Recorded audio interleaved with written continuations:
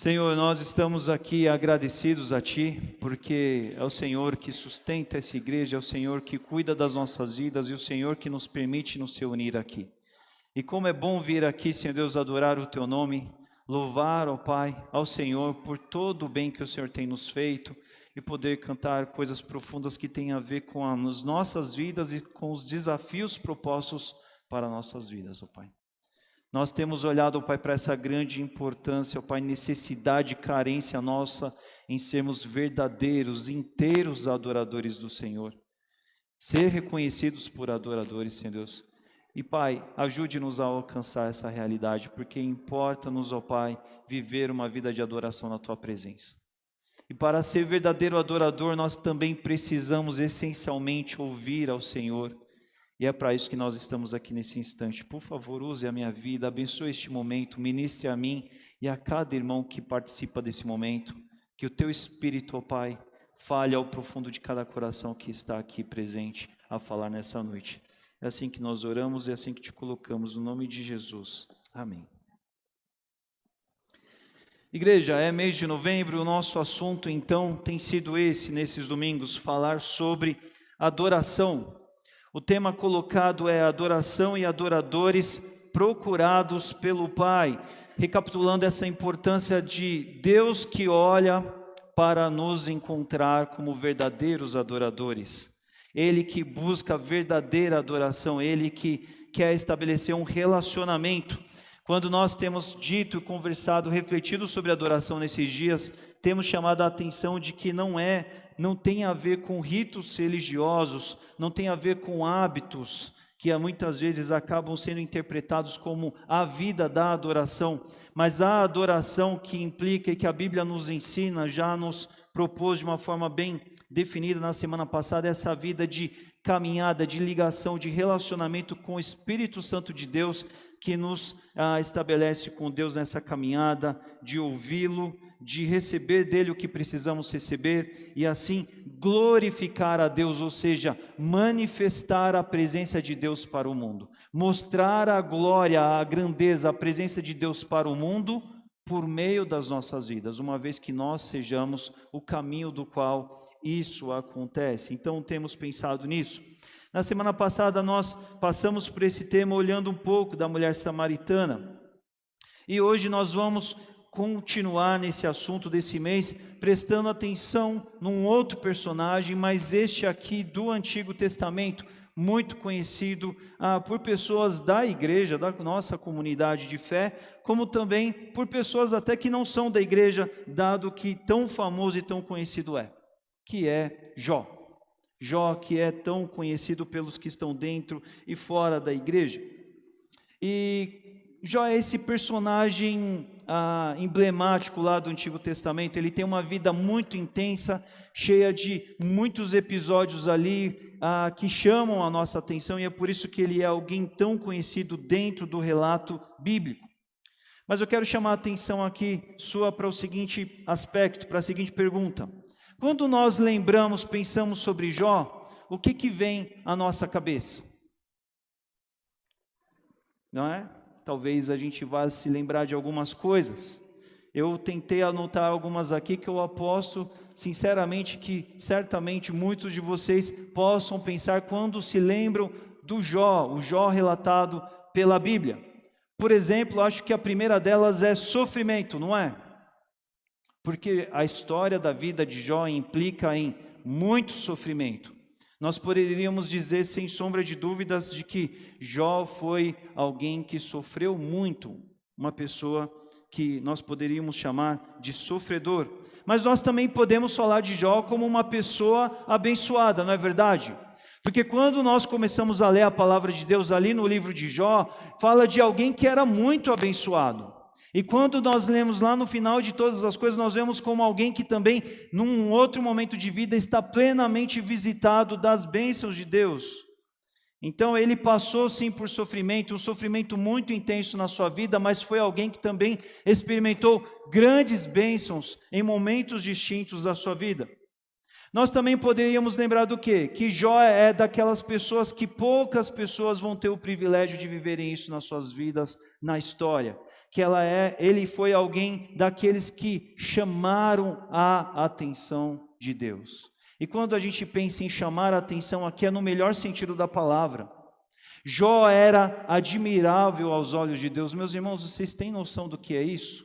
De que crente era esse? De que a pessoa realmente que confiava, que acreditava sua vida a Deus, que buscava a Deus?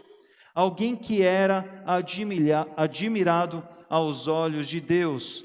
Mas a partir de hoje eu quero que quero te convidar que todas as vezes que você venha se lembrar de Jó, você também lembre, era um adorador. E meus irmãos, hoje nessa noite, o grande nosso objetivo aqui é prestar atenção e observar como nós temos tanto a aprender sobre adoração com Jó. A nossa passagem aqui vai ser pontual, vai ser curta, mas é um tremendo exemplo que está para as nossas vidas. E sobre a Jó a nos ensinar sobre adoração, o primeiro aspecto que já de antemão a gente já pode perceber é que Jó ele não era um adorador circunstancial, ou seja, ele vivia adoração a um único instante, a uma única circunstância da sua vida. Mas muito pelo contrário, dentro dessa expressão que nós vimos na semana passada com a mulher samaritana, sobre a experiência de adoração ser algo profundo, algo intenso de todos e para todos os momentos de vida, Jó certamente é um adorador desse perfil. E é assim que eu convido então você a abrir a sua Bíblia, no livro de Jó, lá no capítulo 1, nós vamos ler alguns versículos desse capítulo.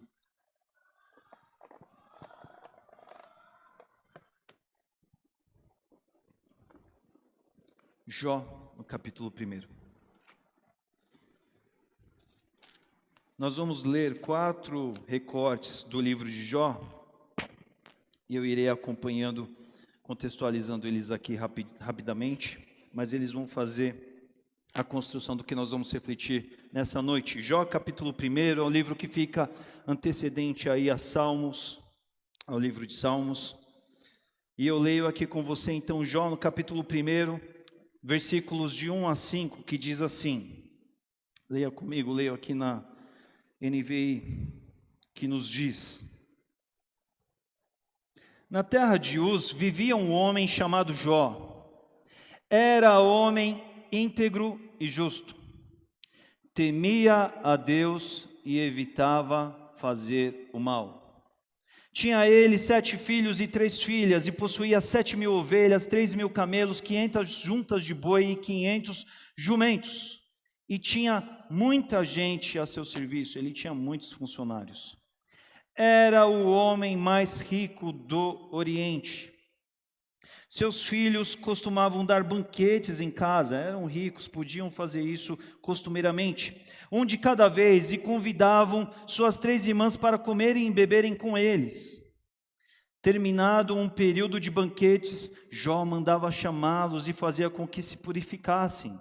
De madrugada ele oferecia um holocausto em favor de cada um deles, pois pensava, talvez os meus filhos tenham lá no íntimo pecado e amaldiçoado a Deus.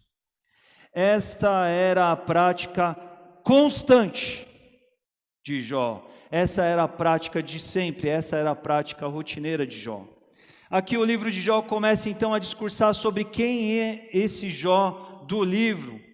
E aqui vai mostrar que Jó era alguém muito próspero do seu tempo. Para a gente entender, até algumas expressões que dizem aqui respeito ao sacrifício, ao holocausto, a forma de adorar de Jó, ela é um pouco incomum até dentro da construção do Antigo Testamento, porque esse livro de Jó é um livro muito, mas muito antigo mesmo.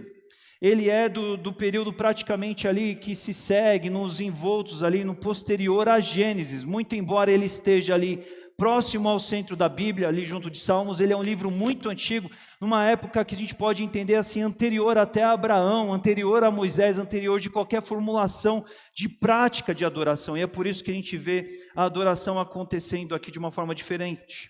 Mas o que nós podemos já perceber aqui é que em dias em que Jó era um homem muito rico, muito próspero, cheio de posses, de bens, cheio de muitas coisas, a Bíblia nos diz que ele era íntegro e justo, num tempo em que os homens já não eram assim.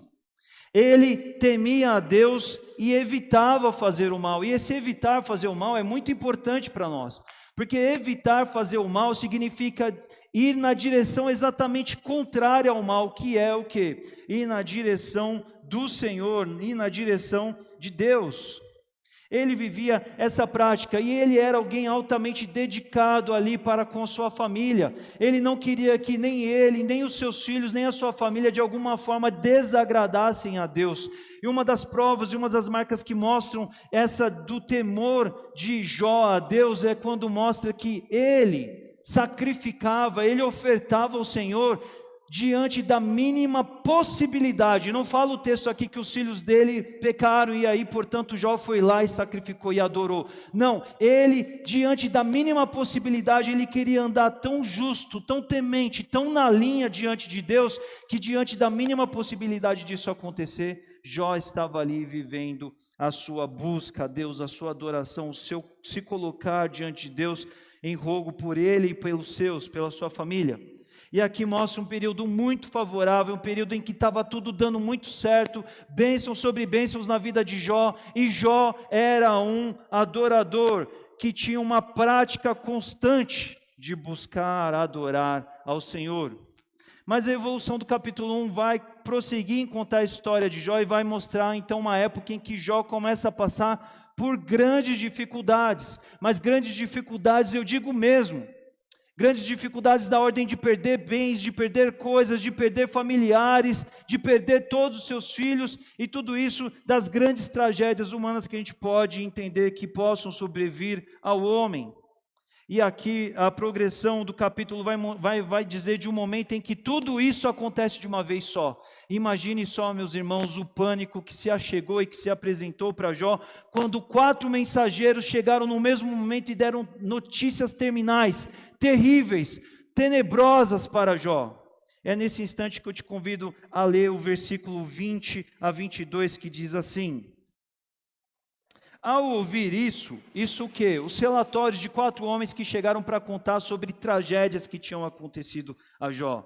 Ao ouvir essas notícias por meio desses 4 homens, continuação, Jó levantou-se, rasgou o manto e rapou a cabeça. Então prostrou-se com o rosto em terra em adoração e disse: saí nu do ventre da minha mãe e nu partirei. O Senhor o deu, o Senhor o levou, louvado seja o nome do Senhor. E em tudo isso Jó não pecou e não culpou a Deus de coisa alguma.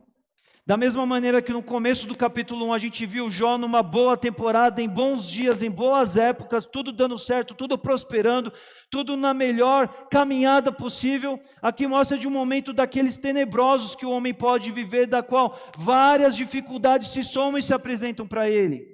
E a atitude de Jó diante de uma má circunstância é a atitude do quê? De se render, de se colocar diante de Deus e olhar e dizer assim: olha, se de alguma forma, em algum momento da minha vida, eu fui beneficiado, eu fui contemplado, eu fui abençoado, tudo isso, na verdade, nunca foi meu, porque sempre foi de Deus, e Deus permitiu e me concedeu ter enquanto Ele determinou, mas Ele também tirou, porque tudo sempre continuou sendo dele.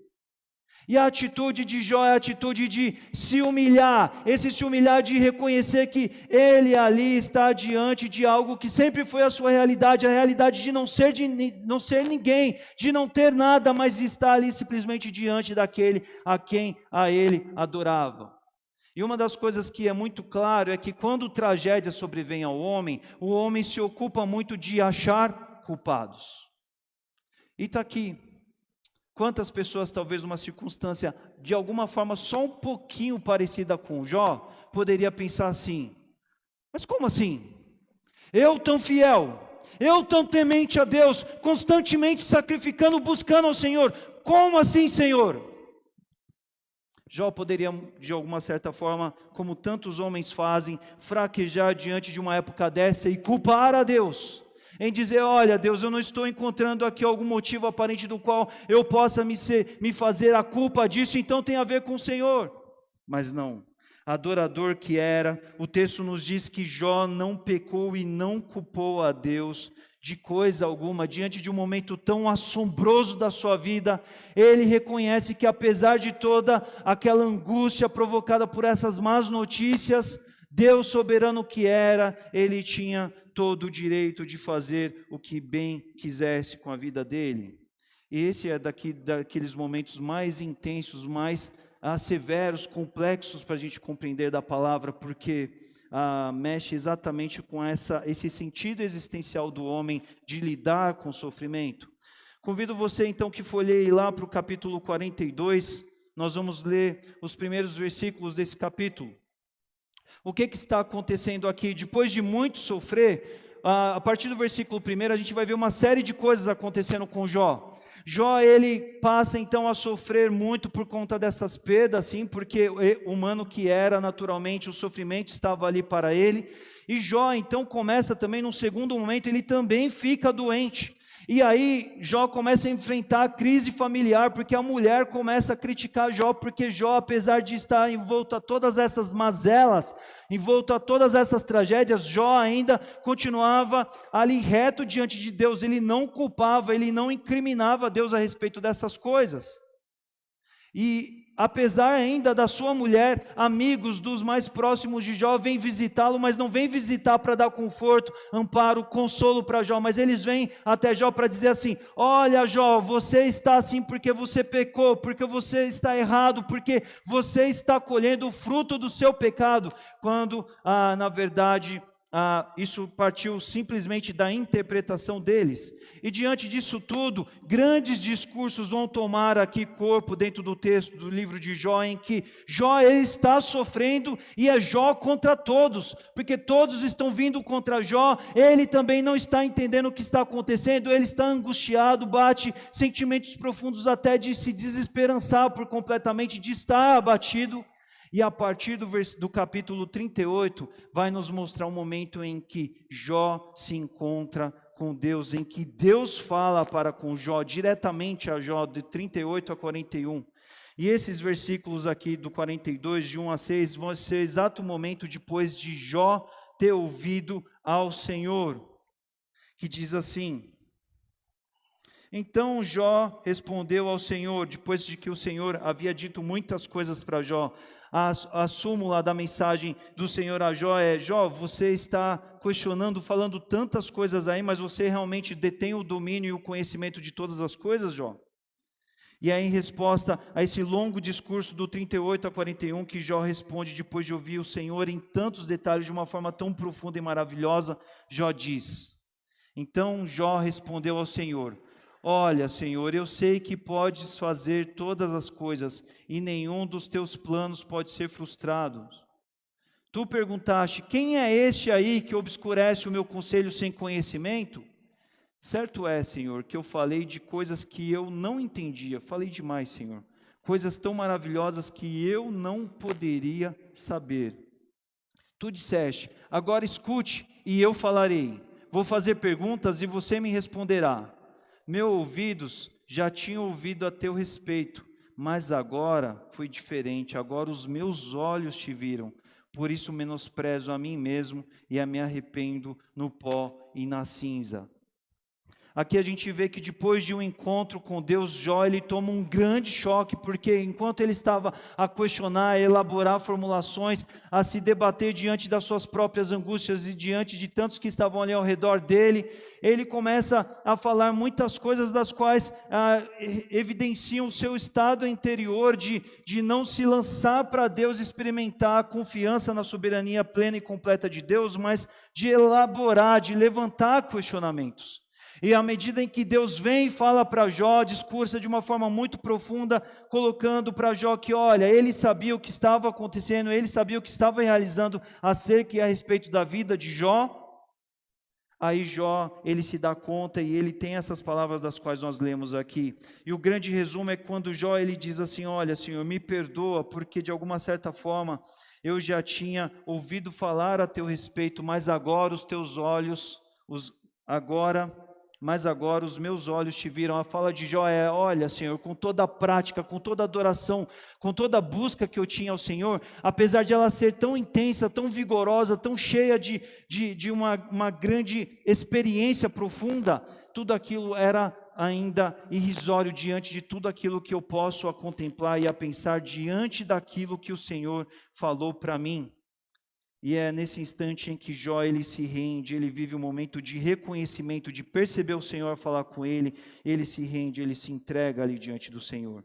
E o último recorte que nós vamos ler é no 42, os versículos 7 a 9, quando diz assim: depois que o Senhor disse essas palavras a Jó, ele também disse a Elifaz de Temã. Elifaz é um dos 3 amigos de Jó que o criticou duramente, dizendo que Jó havia pecado e por isso estava naquela situação. Deus disse assim para Elifaz de Temã: estou indignado com você e com seus 2 amigos, pois vocês não falaram o que é certo a meu respeito, como fez meu servo Jó. Aqui Deus está dizendo para Elifaz, acerca dele e dos seus 2 amigos: olha, vocês quiseram me representar, vocês quiseram dar uma de que estavam em meu nome, dizendo a respeito de que Jó estava naquela situação porque ele tinha pecado, mas errado, vocês não estavam me representando, vocês não fizeram isso. De fato, na verdade vocês estavam falando por conta própria e não falaram o que é certo. E versículo 8 prossegue: vão agora até o meu servo Jó, levem 7 novilhos e 7 carneiros e com eles apresentem holocaustos em favor de vocês mesmos. Meu servo Jó orará por vocês e eu aceitarei a oração dele e não farei a vocês o que merecem pela loucura que cometeram. Vocês não falaram o que é certo a meu respeito, como fez meu servo Jó. E aqui é um momento bem interessante que acontece, em que Deus dirige a palavra a esses amigos. Versículo 10 ainda diz: depois então que Jó orou por seus amigos, o Senhor tornou-o novamente próspero e lhe deu em dobro tudo o que ele tinha antes. Então Deus vai dizer a esses homens: olha, corram para Jó, porque Jó orando, do qual eu atenderei e libertarei vocês dessa culpa, dessa grande loucura que vocês tiveram a falar coisas que não me representavam. E a gente vê mais uma vez a vida de Jó fazendo parte agora a respeito da vida dos seus amigos, quando Deus escala Jó para servir aqui em favor, em prol da vida dos seus amigos. São 4 instantes dos quais nós podemos perceber a atitude, a experiência de adoração acontecendo aqui para Jó, e nós vamos olhar isso no detalhe, aproveitar para nós também hoje. Primeiro ponto que eu quero abordar aqui com vocês, observando dentro dessas leituras que nós fizemos: entender e perceber sobre Jó como um adorador do dia bom, ou seja, do dia quando tudo ia muito bem. Nós vemos então que Jó tinha uma vida de adoração, de reconhecer, de presenciar a Deus, de temer a Deus e evitar o mal. Ele tinha o foco com a sua família no sentido de mantê-los purificados. E tudo isso exatamente como uma marca do temor que ele tinha a Deus. Isso a gente vê indícios do temor de Jó quando ele se preocupava nas minúcias de pensar no simples fato de apenas acontecer dos teus filhos terem pecado, ele já sacrificava, porque ele queria que a sua família andasse correta diante de Deus. Segundo ponto que eu quero chamar a atenção: Jó, que vivia adoração no dia mau, também no dia ruim, que é um momento quando os muitos fraquejam. Ao ouvir as más notícias, Jó, ele rasga o seu manto, ele rapa a sua cabeça, ele se humilha, ele reconhece que acima de todo o mal, ou de todo o bem, de toda a bondade, ou de toda a dificuldade que poderia acontecer na sua vida, estava um Deus que requeria, que estava ali para ser adorado na vida dele. E é a partir daí que ele se rende, ele aceita, ele recebe essa presença da soberania de Deus sobre a sua vida. Ele não se rebela diante da soberania de Deus, mas diante da soberania de Deus, ele adora, ele se prostra em adoração. E o texto vai nos dizer, como nós evidenciamos aí, ele não pecou e não culpou a Deus diante desses episódios.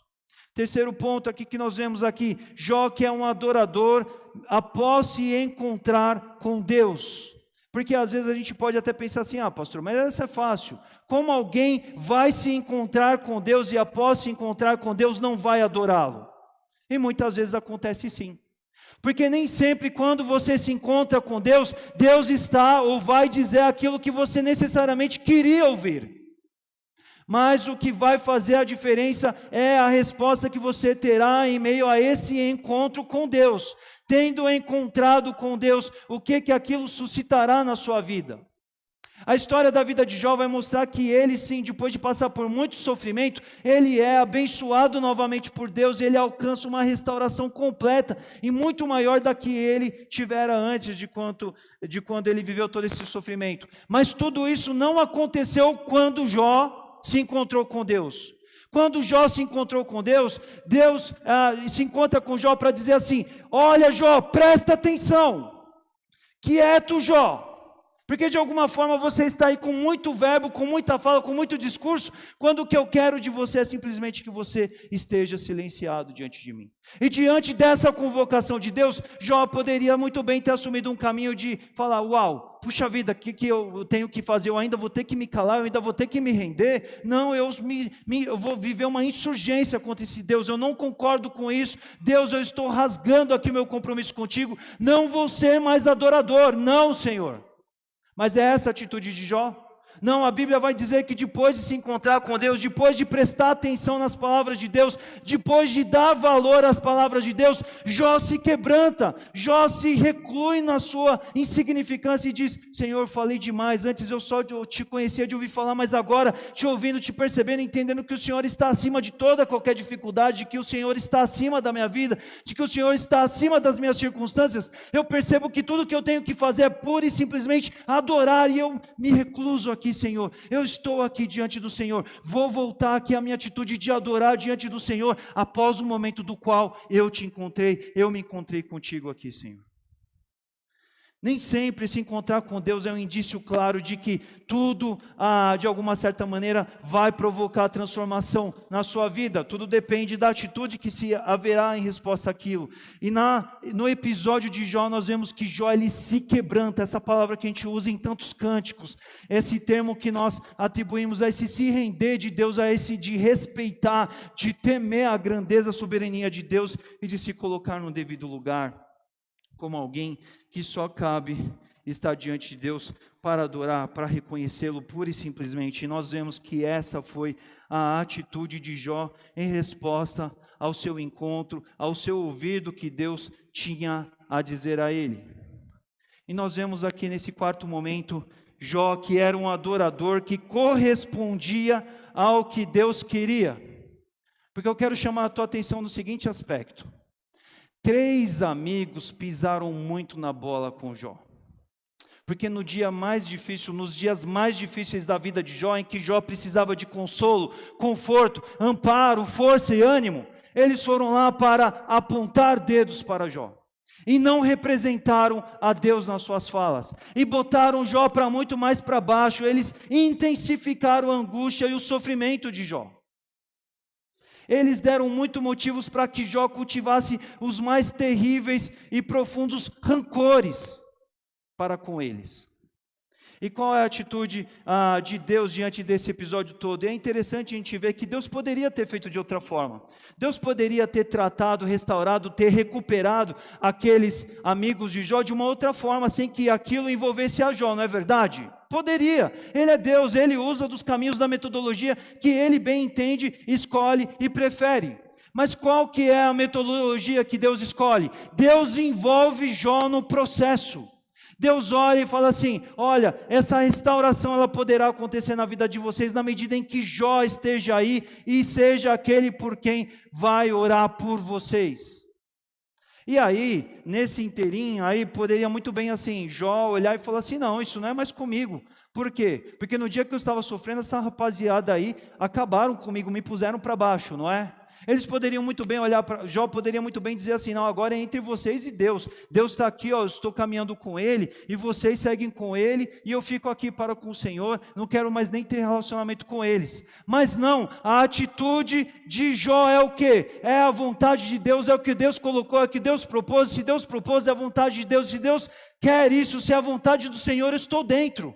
Se eu tenho que ter parte nesse processo de servir aqui, de orar, de viver um momento de restauração para com eles, e aí vamos especular aqui, talvez até nesse sentido da amizade para com eles também, que seja, eu vou viver esse momento aqui. E a gente vê que então Jó, ele vai ali e ele ora pelos seus amigos ali. Jó, ele corresponde a algo que do céu Deus colocou. E por que Deus colocou isso? Porque Deus quis colocar, mas também vamos lembrar que Deus admirava Jó, Deus admirava o adorador que Jó era. Deus, ele queria ver esse Jó adorador em ação, em protagonismo no mundo, em ação no mundo. E é isso que ele faz quando ele envolve a Jó no processo aqui. E olha que interessante, depois que então Jó corresponde e faz a vontade de Deus e abençoa os seus amigos e não paga o mal com o mal, mas retribui o bem e se torna um instrumento da parte do Senhor, o Senhor abençoa benevolentemente muito mais e mais e mais e mais a vida de Jó. Isso aqui por si só é um tremendo ponto para nós, porque tantas vezes pessoas querem as bênçãos de Deus, mas não querem obedecer a Deus. E elas ficam simplesmente buscando, cobrando, esperando, expectando que Deus faça coisa por elas, mas elas não estão comprometidas em obedecer, entender e corresponder à vontade de Deus, como nós vemos aqui que Jó viveu a respeito do episódio que envolveu a sua vida.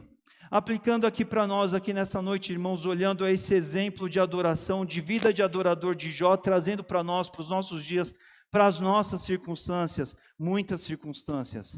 Precisamos entender essa importância de ser adorador do dia em que todas as coisas estão boas, em que tudo vai bem.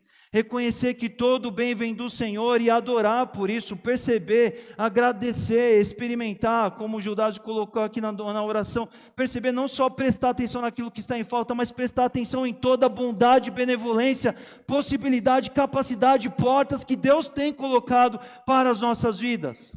Reconhecer que Ele é um Deus que tem nos acompanhado, nos visitado e que nos abençoa diante de cada momento que Ele vai nos permitindo viver. Ele tem oportunidades, Ele tem caminhos, Ele tem conforto, Ele tem esperança, Ele tem motivação para nós, mesmo quando as coisas saem da nossa expectativa. Mas há coisa boa acontecendo na nossa vida, há a bondade de Deus presente, precisamos perceber a bondade de Deus presente e isso é motivo para adorar. Isso é motivo para perceber a realização de um Deus que se manifesta em nosso favor, que nos abençoa, que aplana os nossos caminhos, que abre possibilidades para as nossas vidas. É por isso que eu chamo tanto a atenção, eu gosto de frisar bem essa necessidade de que as nossas vidas, as nossas atitudes de oração, elas devem implicar, elas devem envolver muita gratidão. Porque às vezes eu tenho a sensação que tantos momentos das nossas vidas nós temos pedidos e razões por pedir ao Senhor, mas quando a gente fala de agradecer é como se a gente tivesse ali, quando muito, 1, 2, no máximo 3 coisas para agradecer pelo que Deus tem feito nas nossas vidas. Será que Deus tem feito tantas coisas, poucas coisas assim nas nossas vidas mesmo, e a gente não tem pelo que agradecer? Se há bondade da parte de Deus presente, manifestante na nossa vida, glória a Deus pelo que Ele tem feito. Reconhecimento a Ele, Senhor, eu percebo que o Senhor tem aberto portas, tem aberto provisão, tem aberto cuidado, tem manifestado a sua graça, tem me dado oportunidades de me reaver dos meus caminhos, o Senhor tem manifestado a sua graça sobre mim, eu nem mereço tudo isso e eu percebo que o Senhor está presente e eu vou te adorar, porque o dia está bom e por estar bom requer adoração, eu estou aqui para te adorar, Senhor. Jó é esse que nos ensina de que quando tudo vai bem, nós temos muitos motivos para adorar e precisamos viver essa vida de adoração, de perceber o bem do Senhor presente, manifestante, corrente nas nossas vidas. E temos também que pensar em ser adoradores também quando as coisas não estão boas. Temos que pensar, refletir sobre não fraquejar quando as coisas saem do controle dentro de alguma expectativa nossa, quando as coisas ficam em dias difíceis. A gente aprende com Jó a importância de se humilhar diante de Deus e reconhecer que Ele é grande, que Ele é o soberano. Aqui na realidade da igreja a gente canta muito sobre a soberania de Deus, mas essa soberania não é poesia entoada ao Senhor, isso é uma postura, uma atitude de coração, de se colocar diante de Deus, de falar assim: olha, a toda a minha vida eu experimentei a graça, eu experimentei o amor dele, e agora eu vivo para ele, e esses curtos dias dessa vida que eu vivo aqui para cumprir os seus propósitos, sejam em dias em que tudo esteja dando muito certo, ou mesmo em meio às duras dificuldades, eu posso reconhecê-lo que em meio à dor, em meio à angústia, em meio às circunstâncias difíceis, eu tenho motivo sim para adorar, porque eu sei que ele nunca vai me deixar. Ele nunca vai me abandonar. Eu posso ter essa certeza que a palavra de Deus nos garante que Ele seguirá conosco, Ele estará conosco em cada momento das nossas vidas. Quando nós pensamos em adoração, muitas vezes a gente pensa em expressões, em momentos, em episódios alegres, momentos em que a gente está feliz, momentos em que a gente está sorrindo, mas a adoração é se dar conta de que estamos na presença de Deus, de que Ele está sobre nós e cuida de nós e nos recebe e nos acolhe. Ele nos acolhe para o dia de festa, sim, para o dia de alegria, para o dia de celebração, mas Ele está lá quando a gente tem lágrimas nos olhos também, e ali também há motivo, é ocasião para adorar ao Senhor também. Terrível coisa é quando passamos os dias difíceis, complicados nas nossas vidas e não vamos correr para contar com a força, com o ânimo, com o amparo do Senhor. As dores elas ficam mais profundas, elas ficam imensas, gigantescas dentro de nós quando nós não corremos para os braços daquele que nunca nos deixa, aquele que nos fortalece, aquele que nos dá ânimo. E precisamos entender a importância de resistir à tentação de não culpar a Deus, porque isso é muito próprio do homem também. Queremos entender o que está acontecendo, queremos perceber a grandeza do que está acontecendo, queremos encontrar uma razão, e leia Jó.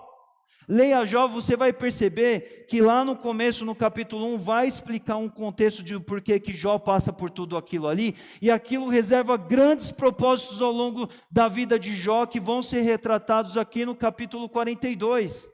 Deus ele tinha o propósito de permitir que Jó vivesse coisas mais profundas, mais intensas, coisas maiores, para esse grande adorador, para esse exemplar adorador que ele era aos olhos de Deus. Deus olhava para Jó e falava assim: eu quero abençoá-lo muito mais, mas eu sei que ele não vai ser tão abençoado assim se ele não passar por dias difíceis. E nós podemos perceber que apesar então dessas grandes dificuldades que ele atravessa, Deus se manifesta de uma forma mais poderosa da qual os dias bons não possibilitariam para Jó.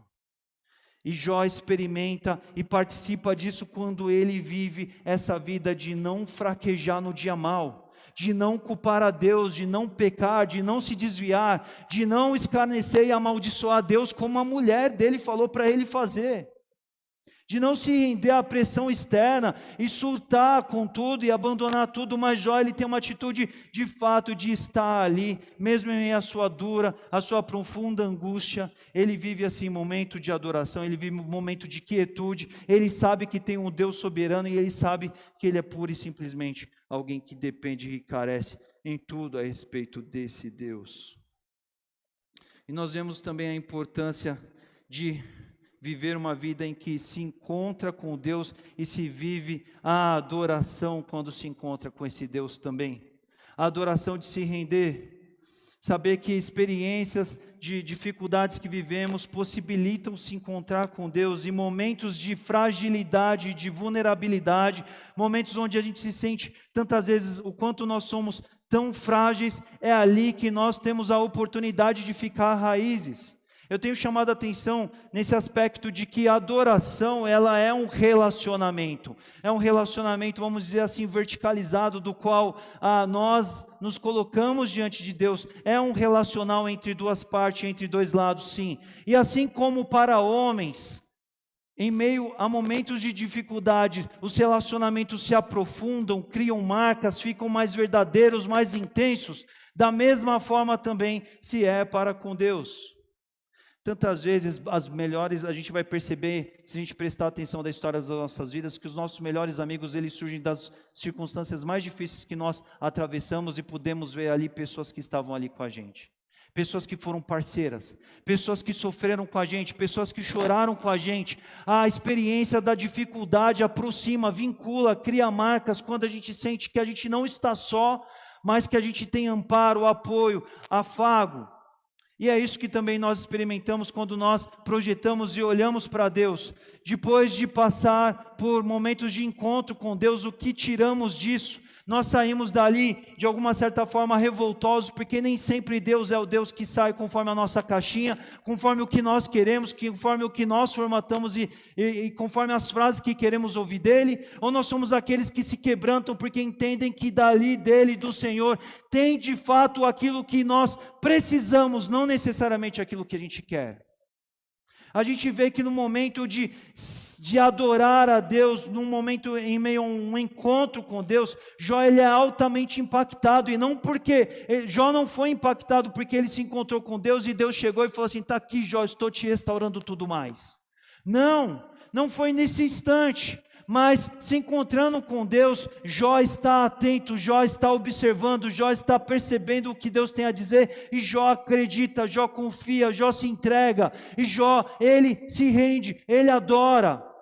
E ele fala, nossa, é exatamente isso que eu preciso. Antes eu conhecia Deus numa certa medida, mas apesar de toda a incompreensão, a angústia, a incerteza, o que eu não compreendi, o que não deu conta aqui na minha cabeça, mas quando eu encontro com Deus, apesar de não entender o todo da história, eu entendo que Ele é tudo que eu preciso, e essa força me põe para frente, me põe de pé, me restabelece na história da minha vida. E nós precisamos olhar isso com relação à história das nossas vidas também. Deus ele quer estabelecer encontros na nossa vida, das quais as nossas vidas saiam diferentes por terem se encontrado com Ele. Não porque Ele deu ali em meio aos encontros o que a gente de alguma forma queria, pedia ou desejava, mas porque de alguma forma Ele é a diferença, Ele é aquele do qual unicamente nós precisamos. Nós cantamos aqui hoje, nós não adoramos pelo que Ele faz, mas o adoramos pelo que Ele é. E essa é a convocação para a vida do cristão. Nós precisamos desejar nos encontrar com Deus, para que esses encontros gerem cada vez mais ocasiões de adoração, e as nossas vidas sejam transformadas, não porque nós recebemos coisas de Deus, mas porque Ele é exatamente o que a gente precisa, e acima de qualquer coisa ou coisas que nós possamos alcançar, receber ou experimentar da parte dEle. Essas outras coisas, elas são marginais, elas são consequências como fruto da bondade de Deus, mas Deus é esse ser adorado que transforma, que toca, que mexe com as estruturas de quem nós somos, enquanto nós o adoramos, enquanto nós o buscamos. Precisamos olhar para a história das nossas vidas e perceber, sim, o quanto temos vivido encontros de transformação com Deus, encontros que nos fazem adorar, encontros que nos fazem nos recluir, se quebrantar, se aquietar, ouvir ao Senhor, para daí corresponder ao que Deus quer e deseja de nós. Nós temos isso a aprender com Jó também, porque diante de um momento ali em que ele foi chamado, designado por Deus dentro de um processo, Jó obedece. Tem tanta gente querendo viver as bênçãos de Deus, mas não quer obedecer a Deus. E algo que nós precisamos entender é que Deus, Ele é um Deus que faz a obra de um completo. Nós precisamos nos entregar, nos colocar, nos corresponder ao que Ele quer, e a partir dos passos que Ele quer, Ele nos leva ao caminho do qual Ele nos abençoará com a sua presença, com aquilo que Ele é e se manifesta em nós e para nós, e também por meio das outras coisas que passo a passo, conforme os seus desígnios, Ele entende que nós precisamos e Ele nos acrescenta. Mas nós precisamos viver essa vida de obediência, de corresponder ao querer de Deus. Nós precisamos entender que em meio a esse momento de corresponder ao querer de Deus, Ele nos abençoa, porque é exatamente isso que aconteceu com Jó. Quando Jó aquieta o seu coração, quando Jó fala, nossa Senhor, eu te conheci mais e mais, e eu fico aqui no meu lugar de adorador, recluso, olhando para o Senhor. Quando Deus propõe desafio para Jó, Jó vai lá, obedece. Quando Jó vive toda essa vida, Jó vai vivendo de momento em momento a vida de adorador, as bênçãos da vida de um adorador, de etapa em etapa, de episódio em episódio, de circunstância em circunstância. nos dias em que nem tudo faz sentido, como nos dias dos quais Deus surge e muda toda a sua história do nada, porque Ele sabe os tempos certos de todas as coisas das nossas vidas. Tudo isso como um fruto de uma vida que corresponde ao que Deus quer, que obedece o que Deus deseja e coloca, estabelece. Não olha para sua própria fragilidade, para o seu próprio ego, para o seu próprio eu, querendo dizer assim, não, eu quero as bênçãos de Deus, mas eu vou obedecer só parte do que Deus deseja para mim. Não, a vida do adorador não é essa. A vida do adorador é essa que se submete por completo à soberania daquele a quem ele adora. E essa é a vida de Jó, esse é o exemplo do qual ele tem a nos ensinar de uma forma muito marcante, muito profunda. Esse é o momento do qual nós temos para com o nosso Deus e a pensar também sobre a nossa vida de adorador, tal qual a gente observa aqui a vida de Jó, meus irmãos. E a grande pergunta que sempre nós temos a refletir quando nós pensamos nesse tema, quando nós cantamos essas canções, quando a gente vai a textos como esses que nós lemos aqui e enxergamos na vida de Jó, a grande pergunta que nos cabe fazer é: nós somos de fato os adoradores que Deus espera encontrar? Nós somos os adoradores que Deus procura? Nós somos pessoas que de alguma forma têm um alvo e objetivo de chamar a atenção de Deus, de se tornar admiráveis diante de Deus? Porque é esse o grande alvo de alguém que vive, se encanta com Deus e o reconhece, quer cada vez viver de uma forma mais envolvida com Deus, e esse envolvimento vai levar essa atitude de desejar mais por Ele, como Jó assim o era. Essa vida inteira de adoração, uma vida que tinha a ver com ele mesmo, mas tinha a ver com a sua família, com seus filhos, tinha a ver com tudo o que ele fazia, tinha a ver com todas as circunstâncias das quais ele atravessava. Nós somos adoradores dos dias bons e dos dias maus também. Nós nos lembramos de adorar o Senhor quando as coisas vão tudo bem? Ou será que a gente só se volta para o Senhor nos dias dos quais nós precisamos e aí vivemos então o momento do qual nós entendemos: preciso viver uma vida de adorador, preciso ser um adorador? Há tantos que só se lembram do Senhor em meio aos dias maus e não buscam quando os dias estão apresentando tanta bondade e tanta manifestação do cuidado de Deus sobre as nossas vidas. Mas há também aqueles que buscam a Deus nos dias bons, mas quando chegam os dias maus, eles querem pôr tudo a perder, porque de alguma forma eles acreditam que as bênçãos, as realizações de Deus, elas são reais, porque eles estão plantando aquilo, é eles que estão produzindo aquilo. Eles não se deparam com a graça de Deus, eles não param para prestar atenção que a realização, a boa realização, é de um Deus que faz, não é de homens que merecem. E nós devemos pensar também sobre isso a respeito da nossa vida de adoração. Devemos pensar sobre os encontros que temos com Deus e o que eles causam em nós. Os encontros com Deus, quando eu me encontro com Deus, quando eu me encontro com a palavra de Deus, quando eu me encontro com a vontade de Deus revelada, o que isso gera em mim? Isso gera obediência em mim?